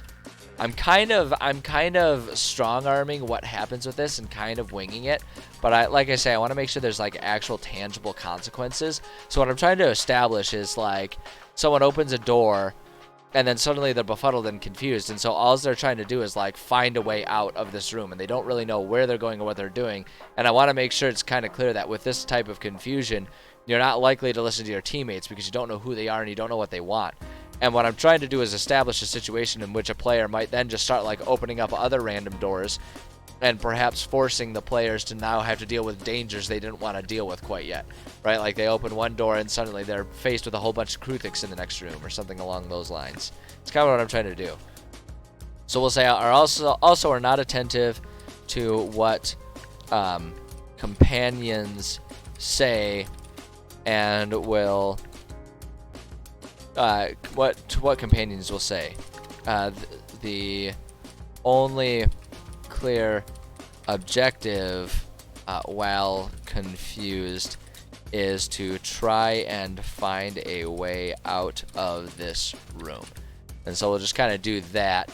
And then the other thing that I want to do is we'll say handle as needed, but generally allow player to make another save attempt when everyone else has had the chance. Well, actually, not when everyone else. When everyone in the party has had the chance to act/react. If player fails 4 times, have them snap out of it naturally.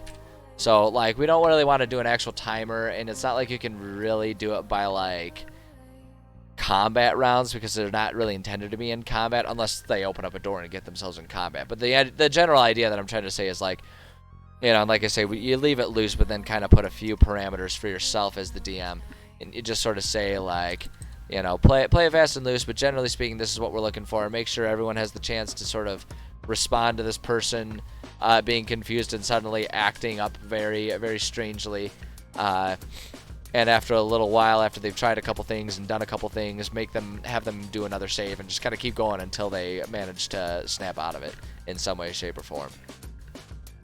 But I think that's perfect. And then here's what we can do actually for the map, because we've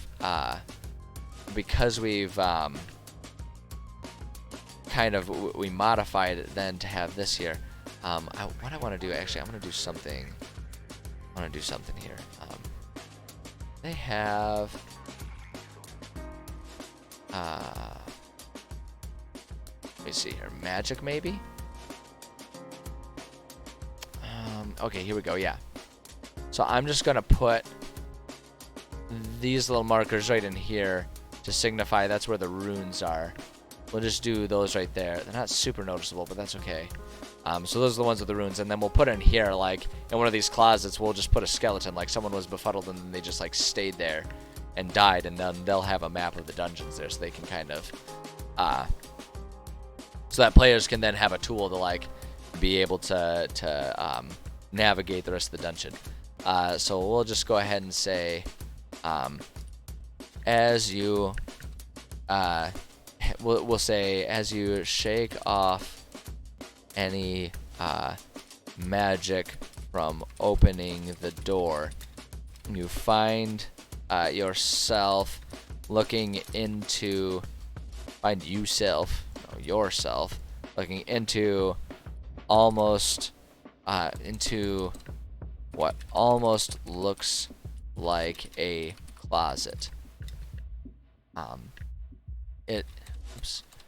It is empty save for one skeleton that sits as though the person died while in the fetal position, the fetal position, while grasping some sort of parchment. And then we'll just say, yeah, we won't like make that hard to see, because, you know, we don't.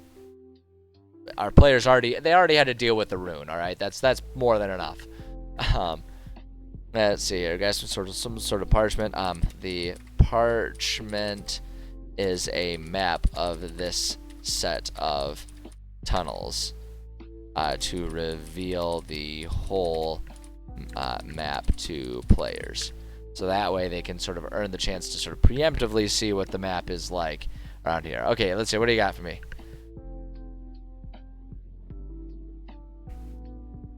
Tries to convince they're the real person but isn't aggressive. Yeah, no, I mean, doing doppelgangers in general I think are really fun.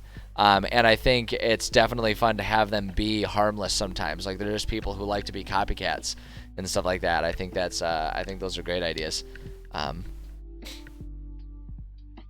Well, yeah, exactly. It would be interesting to see who opens the door. And the other thing about it is, like I say, like if they open the door and are confused and start opening up other doors, while these doors aren't dangerous in and of themselves, there are dangers in some of these other rooms. So if they just kind of start wandering around and not listening to people telling them to stop, they could trigger some battles when players aren't actually quite ready for it and they don't want to.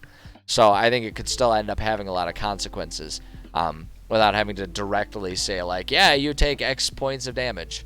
Because I think that gets kind of old if, like, all of the consequences are always just like, yeah, you take damage. Oh, no. I think it's much more interesting to have those more tangible impacts. So, all right, and so that's really all we need to write for this one. So let's just go ahead and decorate this room a little bit. Do that right there, that right there. I don't know, maybe one torch right there.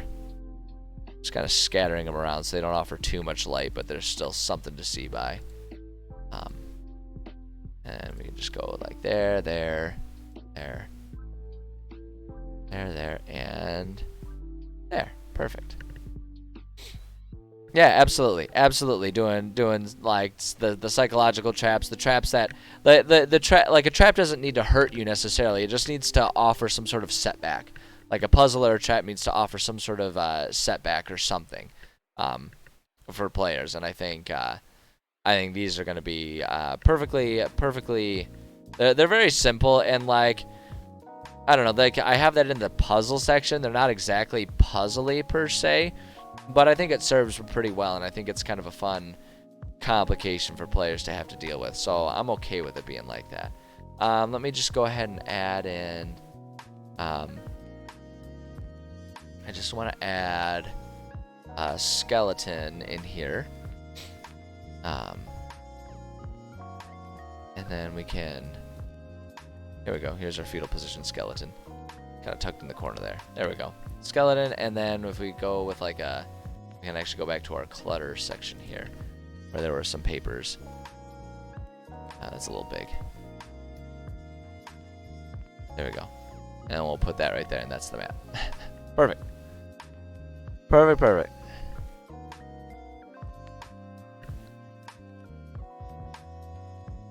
Yeah, exactly. Those types of traps that kind of just end up messing with players. Nope, you're absolutely right. You're 100% correct, and that's exactly kind of the thing that I'm going for. And it just in general is something that I try to incorporate in my game. Something that makes it just like something I'm more interested in making the game interesting, not just making the game dangerous. A lot of times making the game dangerous does make it more interesting, so you can kind of get best of both worlds. But in general, my go-to principle is make it interesting and fun, not just make it deadly. So, but there we go. So there's our room all decorated out and everything like that.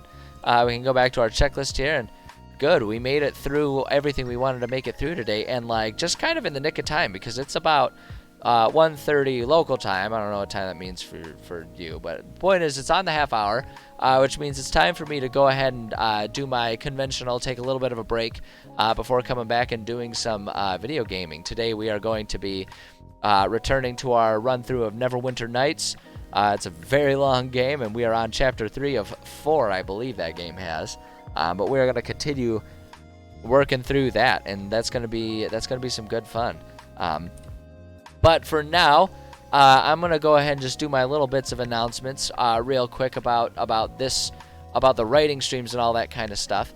And then I'll, like I say, I'll take a bit of a break, and then we'll be back for gaming if you wish to join me for that.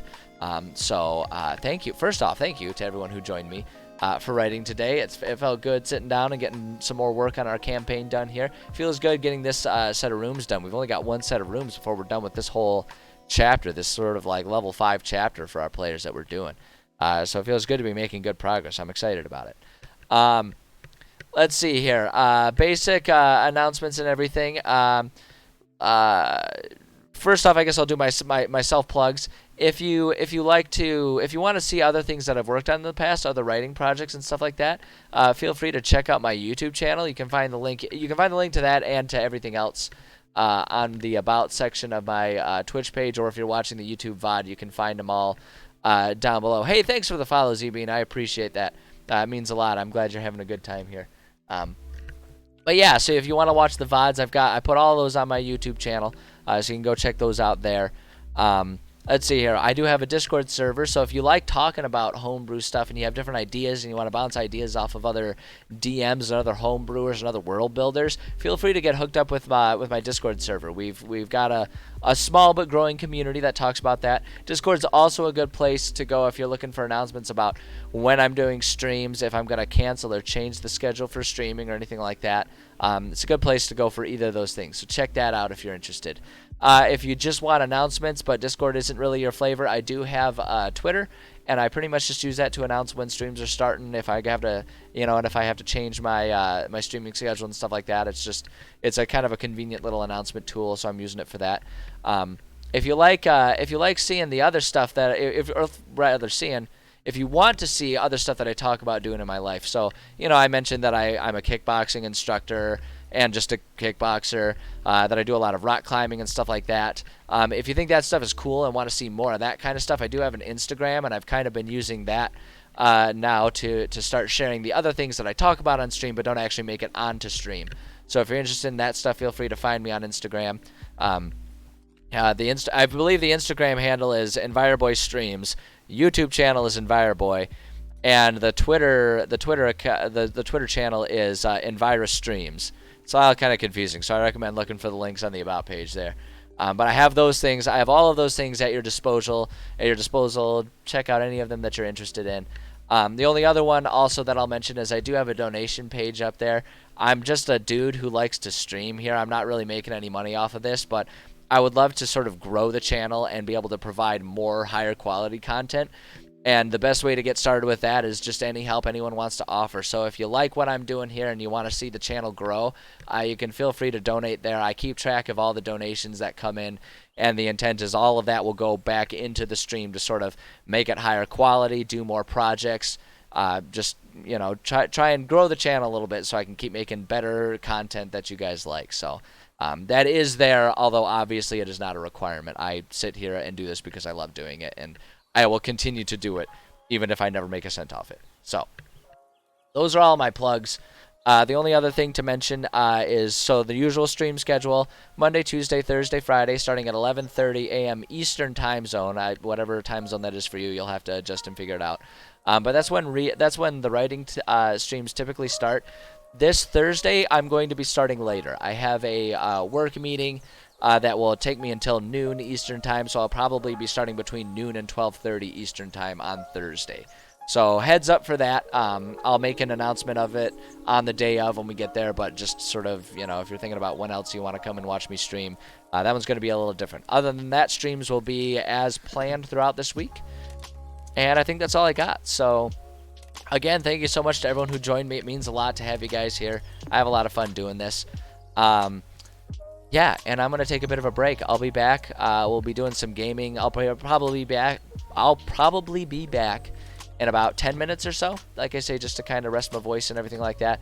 There'll be a small blip in the playback just as I swap over and you know, get the video reset for different titles and all that kind of stuff. But if you want to just hang out here, I'll keep things going with some of our chill music in the background. And yeah, I'll be back shortly and we will do some fun gaming. So again, thanks for being here, and I will be back very, very shortly. So sit tight, you super cool cats, you.